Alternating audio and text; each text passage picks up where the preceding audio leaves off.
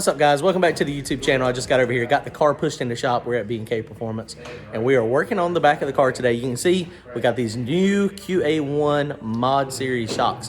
We've been running QA1 shocks on the back of the regular double adjustables forever, and finally updated to the Mod Series. And these were going to go in the new car, and they've been sitting in the corner at the house for a little while now. So I decided we're racing this car for next month. I'd be a fool not to change the shocks out since I've got a better set sitting there. So we're going to stick these on real fast and see if they make any difference. Let me show you how to stick them on and adjust them. Make sure to comment, like, and subscribe. Go to turbojohnracing.com. Brian's trying to steal my shock. I didn't even see that. He stole one. I've got one Mod Series shot going on there. Make sure to comment, like, and subscribe. And go to turbojohnracing.com to grab some merchandise. Thanks. Okay, guys, so this is the Mod Series shock. So these things are awesome. These things have two adjustments. You have a high-speed adjustment and a low-speed adjustment. And this shock has got 7 inches of compression and extension available. It's a pretty long-reaching shock. But one of the key things is these two very small Allen screws is your low speed. Before you try to turn these, you must always, always, always unlock it here in the middle. And so what you do is you unlock this one in the middle, basically just turn it, now it's loose, and then you take the same Allen wrench and it goes in there, and now you turn it. And so these are already on full soft. And so all the way counterclockwise for the low speed and the high speeds are full soft. And then you've got 24 clicks for the rebound and adjustment on these, and these have about 3.5 turns. And so it's just like anything else. You just put it in there, notice where it's at, and then count your turns. 1, 2, and then 3.5. Same thing over here. 1, 2, 3.5. And then you always go back and you lock back down this adjustment screw in the middle. And once that's locked back down, and now the low speeds are adjusted. And I'm going to start off with this one right in the middle. My adjustment's going to be 1.5 turns on this, or well, it'll be a little bit less than half. So 1.5 from full soft. And then on these, I'll probably go maybe 10. I've got to play with it and see kind of what it's going to like. And the reason I decided to go ahead and put these on the car now is these are going on the new car, and I want to learn how to play with them. And it's a nice set of shocks. I've got QA1 regular double adjustables now, and they work great, but these are just going to give me a little better adjustment. So instead of these things just sitting in the house for the next month or two, I decided to go ahead and put them on the car. So this is awesome. Remember, always remember, loosen this middle screw first prior to making these adjustments. As soon as I got them, I was playing with them. I didn't read the instructions. We're bad for doing that. And if you try to adjust these without loosening the middle, you will mess them up. So don't do it, loosen it. The thing I like about them is they have definitive clicks.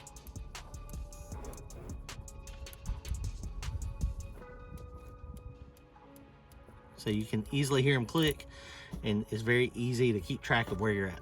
So this is the shocks that are on there. So the first thing that I gotta do is I've measured from eyelet to eyelet, and this is now 14 inches. So the new shocks are a little longer stroke, so it's gonna have to be 15 inches as a minimum from the eyelet up here to the eyelet in the bottom, and that way you have the right amount of stroke out. These are 12-inch 170 springs on it, so I mean ideally with the other ones a 14-inch spring would probably be better, but I think these will probably still be okay because I'll just have to run it up a little bit. What I will have to do is back here on this, there's plenty of room, so since this is 14 inches, I'm gonna have to drop this down at least an inch, 1.5 inches, so probably 2 bolt holes, and that'll get us in the right location so that we can get the shocks where we want them. And these are your standard QA1 shocks. I've had these things forever. They've worked great. They respond to the changes. They've just got compression and rebound. And you know, right now I'm on like 4 clicks, I think it is. 4 clicks on both of those. And so that was my adjustment for the no prep. So, you know, it's gonna be a little bit more of a tuning game, getting the new ones on and, you know, figuring it out. But I figured it'd be better to do it now while I'm making passes and while I can get some data. And then that way when the new car comes out, you know, we'll have just that much more data on it. So let's get these other ones on. We're going to drop the rear end real fast, and then we'll stick the other ones up real quick.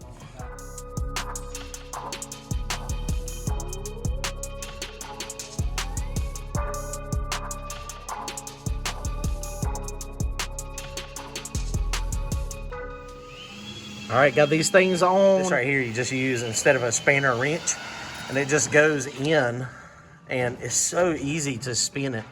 So nice. And then you just use that little nylon. That's what locks it down. But I measured the distance from here to up there. It's got that nice Torrington bearing on it too. Man, this is nice. I'm thinking I'm digging it. So what I ended up going with for my first attempt, I got the high-speed bleeds on 4 clicks and the low-speed bleeds, which are the little teeny ones in here that you have to loosen that middle piece up. I say that a lot because it made a difference. They are 1 turn out from full salt. The other good thing about these is, I didn't mention it, but these are packs. These are valve packs, and they're actually numbered. You can see these are number 400, which is the normal, the standard valve pack. But you can get a softer valve pack for each one of these. This is the rebound, that is compression. You can get a softer, a more firm, and then an extra firm. And if you want to change, the reason I wanted these shocks is because if I was my new car is going to probably do no prep as well as some radial prep stuff. And so, you know, I was just thinking, I was like, well, wouldn't it be nice if I had 1 pair of shocks where I could just get the firm or extra firm? I'll have to figure out which ones I need to get the firm ones. And then when I want to go radial racing, instead of taking the whole shock off and replacing it and getting another set of shocks, I can just take these off and change the valve pack. So I thought that was a real neat benefit. So I'm looking forward to running these things. I think they're going to be awesome. I think we're good. This is going to be our starting point. So now I've got to change tires real fast. I've got to get the Hoosiers off of it since we can put the W's back on it for this weekend. And we'll be at the track. So let's see what happens.